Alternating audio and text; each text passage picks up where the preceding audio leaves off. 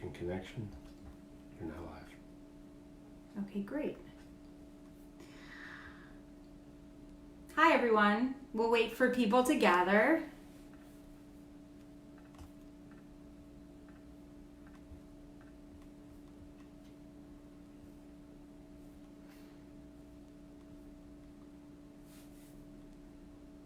So good to see everybody here.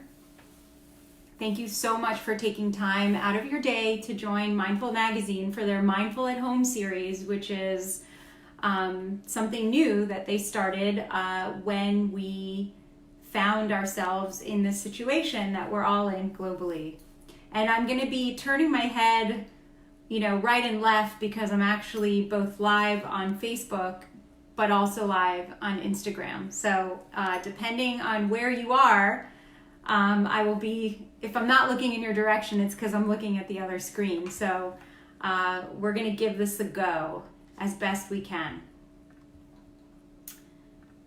So we'll just wait for people to gather. If you can just sit for a few minutes, a few seconds, I should say, and just, settle into your body. Take a deep breath. Take this moment as a moment of pause, which I know that many of us don't have during the day. So I'll introduce myself. My name's Shelly Tygielski. I'm a self-care activist. I'm a community organizer. I'm a mindfulness teacher. And I'm going to lead a mini workshop today and give you some tips about possible ways that you may be able to structure your day while you're stuck at home and sheltering in place. And then I'll guide you through a COVID-19 anxiety meditation script that's about 10 to 12 minutes long. And I think you'll find it to be a useful daily practice to incorporate into your days, especially as your levels of stress or your levels of agita start to boil up or increase. So first, let's identify some of the most common challenges that I hear from many community members in my own community these days and from people I know, like friends that I've been Zooming with. So let me know on the chats if any of this sounds familiar to you. Phrases like, I find that I'm in my pajamas all day, or I haven't done my hair or put my makeup on for weeks. Or I forgot to shower yesterday. I feel completely productive and out of sorts. And my sleeping schedule's out of whack. What day is it? I don't know what day it is anymore. The week has bled into the weekend. Do any of these things sound familiar? So if you have any commentary, just by all means feel free to share it, and I'll be able to see it on Facebook or on Instagram. But those are some of the themes that I think people are having challenges with, myself included, because really our whole world has kind of been completely turned upside down.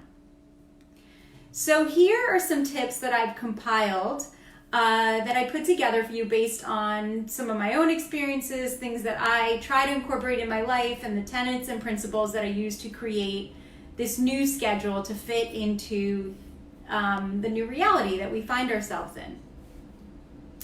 So it starts from the minute that we wake up until the minute we go to bed, Monday through Friday. So if that's your norm, if your schedule is usually Monday through Friday, then that should be what your schedule is. If you're normally somebody who works on different days of the week, like Sunday through Thursdays, or you have a different schedule, then your schedule should reflect that.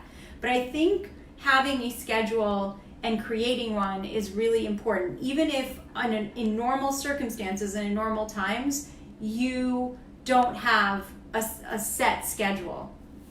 So here's an example of what a schedule can look like. And you can see here, and I'm not gonna zoom in, but the point of this is that you could see that it's Monday through Friday, it's color coded, and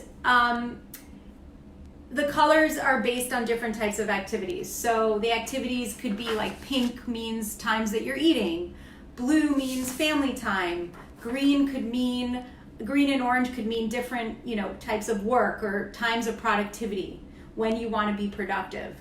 I'm just a very visual person. So if this kind of color coding system could help you, then great. And if you're the type of person that would be better served kind of putting your schedule in Outlook and creating recurring meetings that have reminders when 15 minutes is coming up before them, then do that. But the first thing that I would recommend you do is that you write down this daily schedule, however you want to do it, colorfully or digitally or however. And again, even if you normally don't have this level of a schedule during the normal work week, I would say you should incorporate one, because this certainly is not a normal time. The second thing is that if you have people that you're responsible for, so namely kids, if you have small children in the house, especially if they're homeschooling right now and they're not really capable of being responsible for their own schedule, kids also strive on routines. They thrive on it and on schedules. So create a schedule as well for every single person in your family that you're responsible for, and maybe even create a schedule board.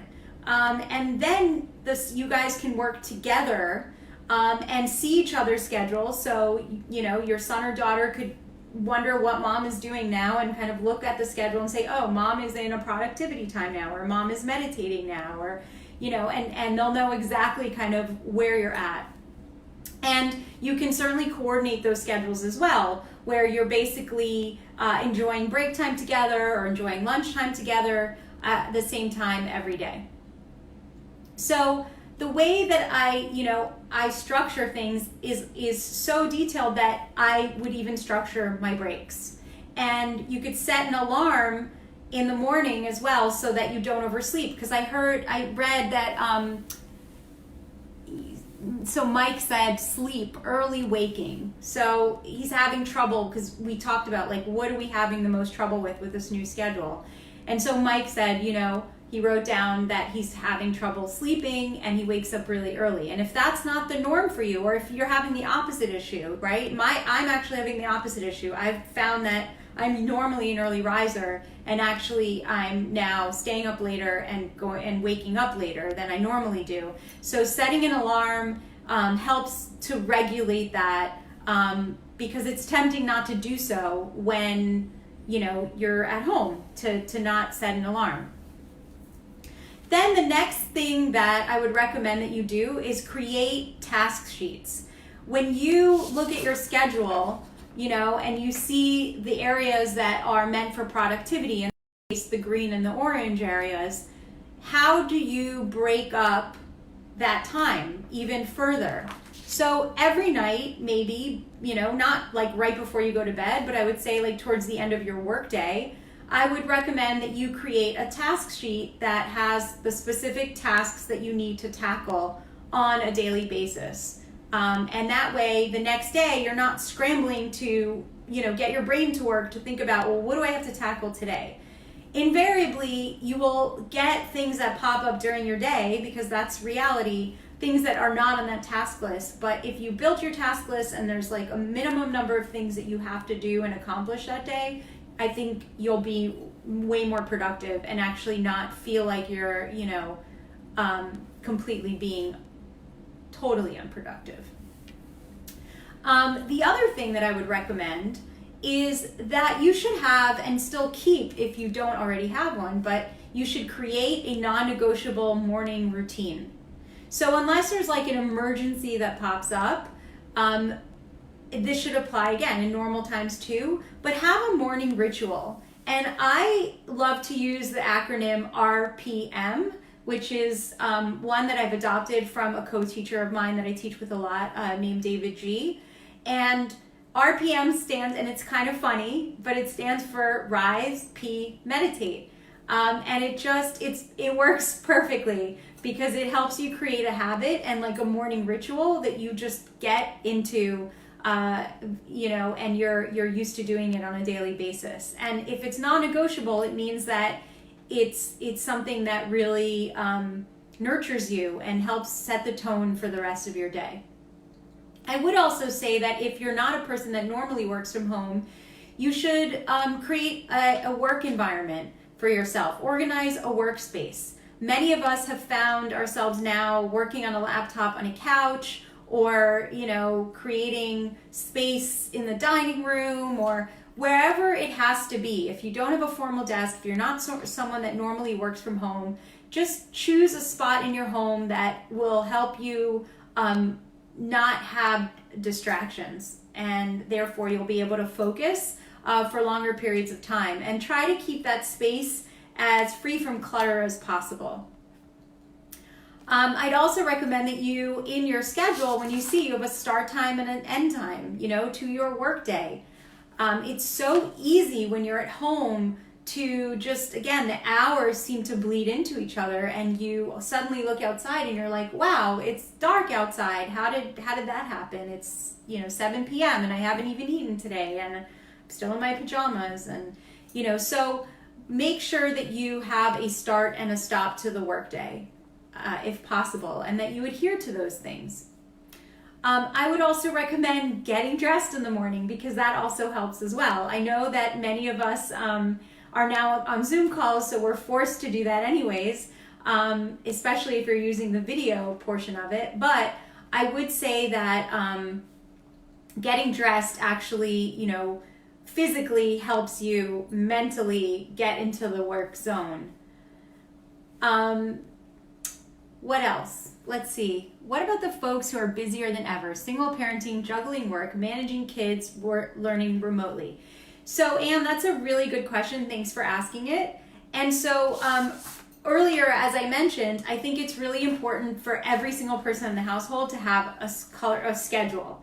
In my case, this color-coded schedule, but it could be a different type of schedule that you want to create. And I would say that if every single one of your children has a schedule like this, and they're all posted on the same board or in the same area, then it's easy for the kids to see, based on the color code, what mom is doing now and what I should be doing now.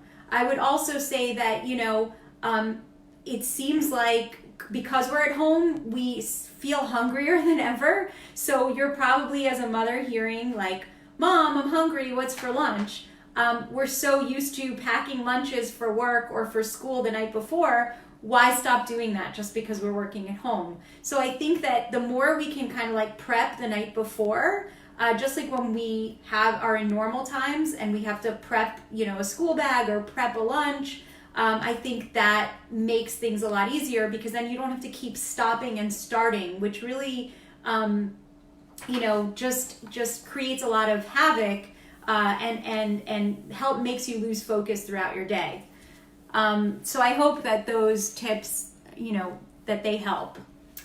And in the schedule, you can incorporate, because you should know what you're managing, your kids' schedule in terms of remote learning. You should already know what that schedule is. So you'll be able to incorporate and work your schedule around their schedule. The one really important thing that I want to stress is that every 90 minutes or so, and there is there's magic to that number, 90 minutes. There's a scientific, studies, that you should check in with yourself. You should pause. You should get up and walk around, and you should just take a moment from the work that you're doing. So the way that I do that is I ask myself one key question. And that key question is, what do I need right now? What do I need right now? And maybe right now I need a sandwich. Maybe right now I need to stretch. Maybe right now it's a sunny day and I need to go outside and just take in some vitamin D. That's also a possibility. So ask yourself that. Put on an alarm. Take those breaks.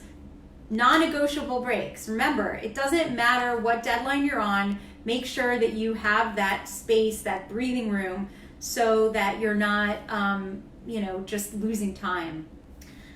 I find that at least 20-minute breaks are the magic number. So don't take a break that's less than 20 minutes long. Remember that when we think about our self-care plans, even in normal times, basic things like during those breaks, drinking water, moving around, making sure you remember to go to the bathroom. I mean, just a simple thing, but the truth of the matter is that sometimes we forget to even do that because we're so busy trying to meet the deadlines that we're on, and we kind of just get caught up.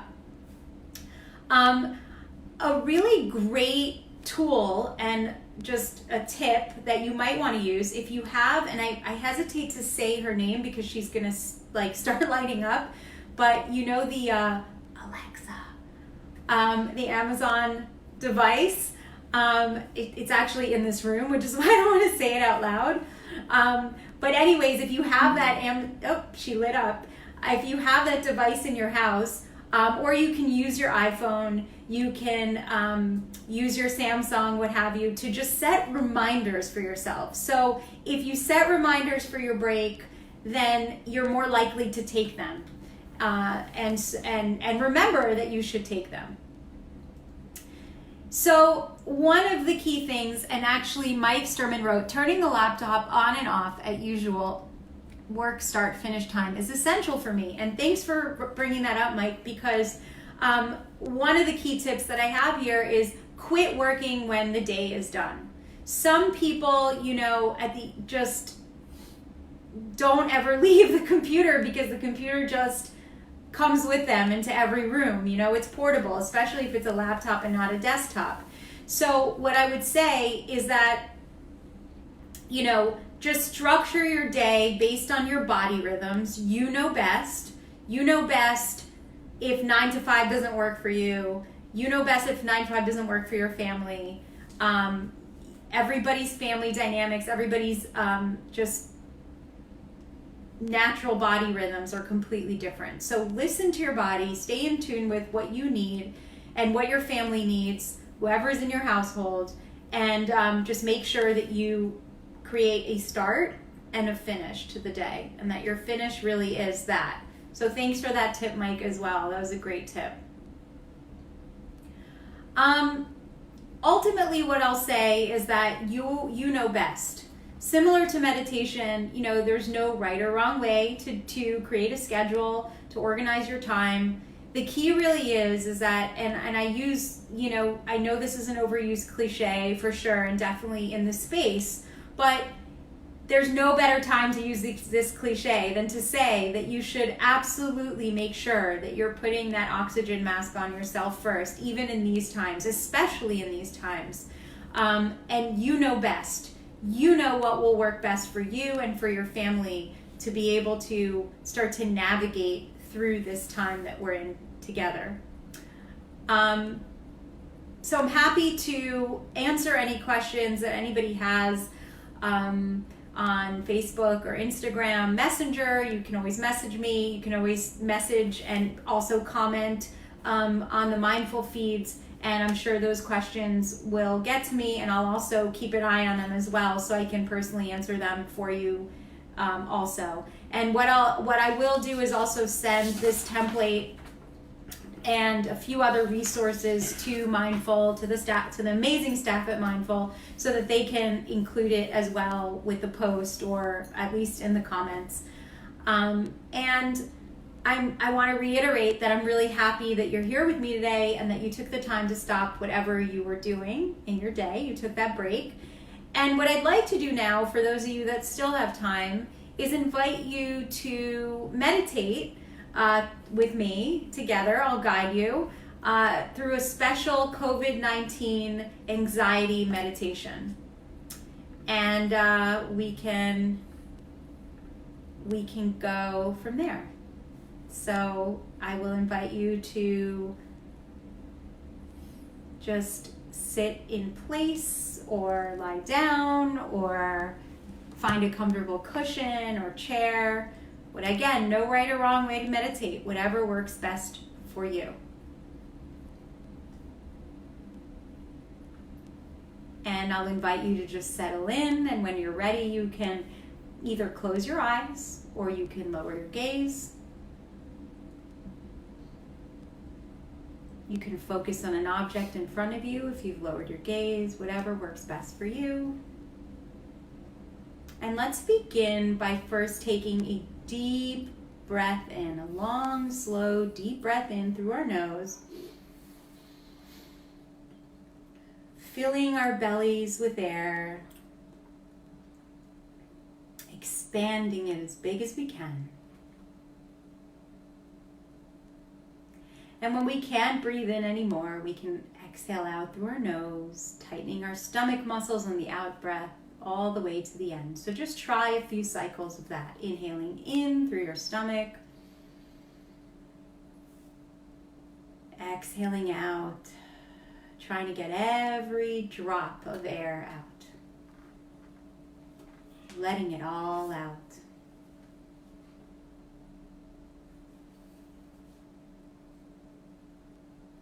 Feeling your chest rising and falling with the motion of your breath.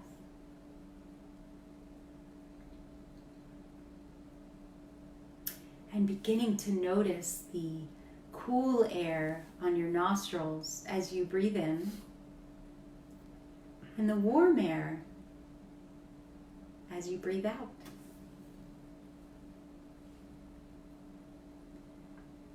Dropping your shoulders lower, relaxing. Feeling your cheeks softening, your jaws. Are you holding any tension there? Can you soften that area?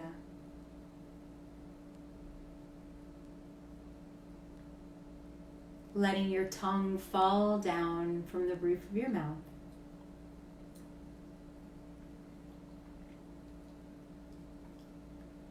And feeling your arms getting heavier and sink into further relaxation.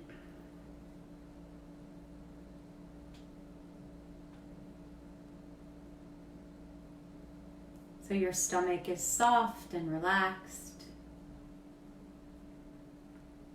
And your legs are heavier and relaxed. And you can feel your body melting deeper into this relaxed state and position that you're in.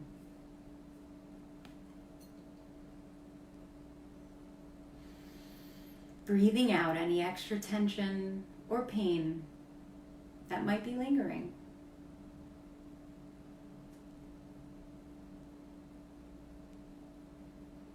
And as you sit or lay here, of course, thoughts may be popping up in your mind. That's natural. And in these times, maybe those thoughts look like headlines or images that you've been seeing on the news. Perhaps the thoughts even look like numbers. The numbers of cases, or the stock market impact, or the number of people passing. And maybe these thoughts are even about the impact that this virus is having on you. How it can or already has been affecting your life.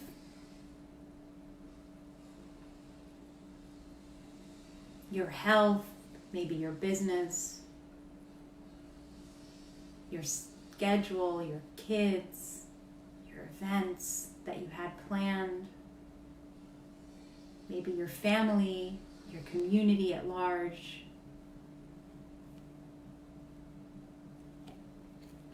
And maybe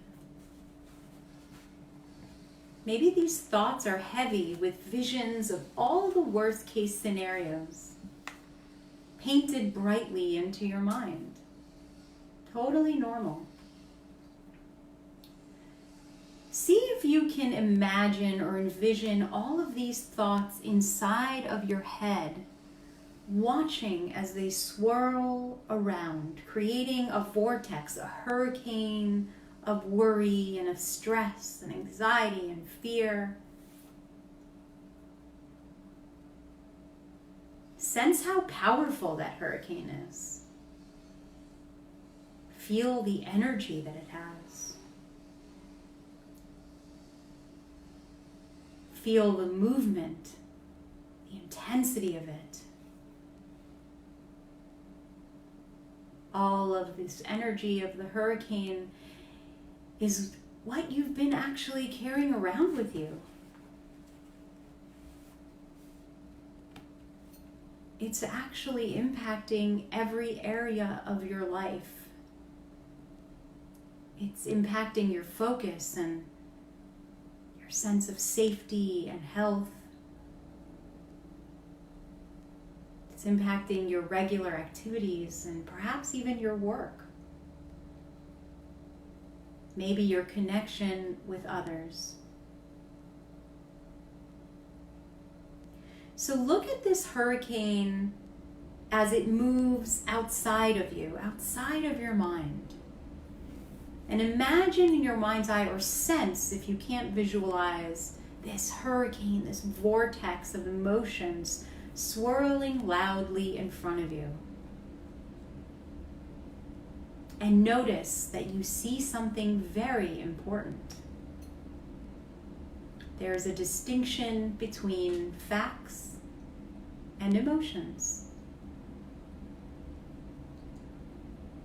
And the facts are standing still outside of this vortex.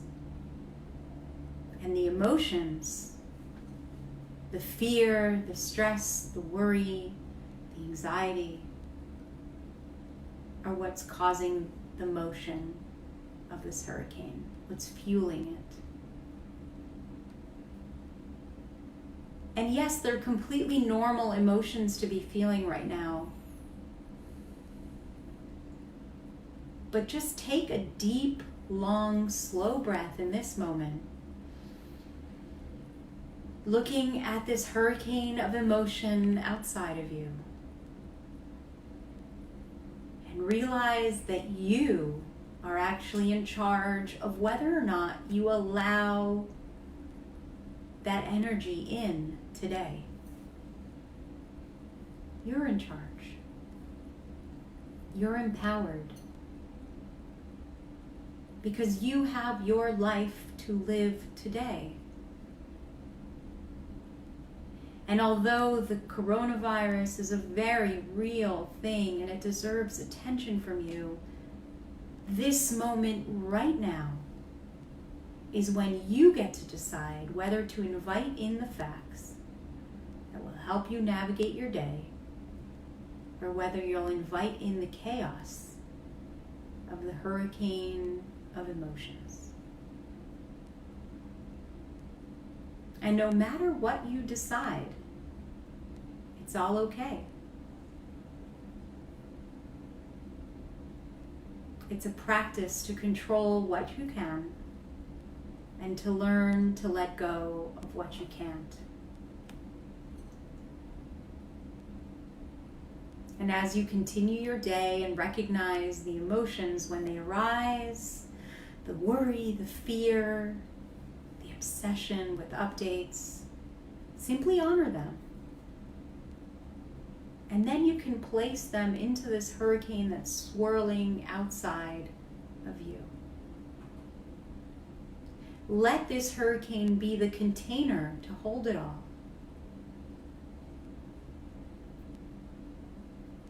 It's your container that helps you get connected to the present moment, to what actually is in your life right now.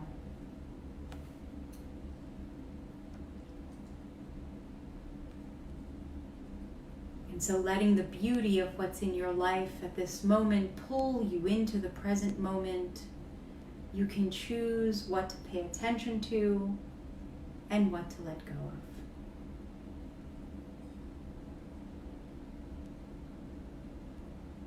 So feeling your body rise and fall again as you breathe. Taking a long, slow, deep breath in of gratitude for this moment. And trusting that you have everything you need to deal with the facts as they evolve. And in this space of peace, we can say a silent prayer of compassion and love and healing for all those who have been directly impacted. And imagine the healing spreading all over the globe as we root ourselves in love. So beginning to wiggle our fingers and toes, allowing our awakened body to come back to life. Gently opening our eyes if they were closed. Staying in this present moment. And knowing that you could come back to this tool, this container, at any point in time and choose to be empowered in the choice that you make between hanging on and letting go. Thank you again for joining Mindful at Home. May you be healthy. May all beings be free from suffering. And may we be may we completely be rid of the pandemic that is upon us. Thank you for your time today.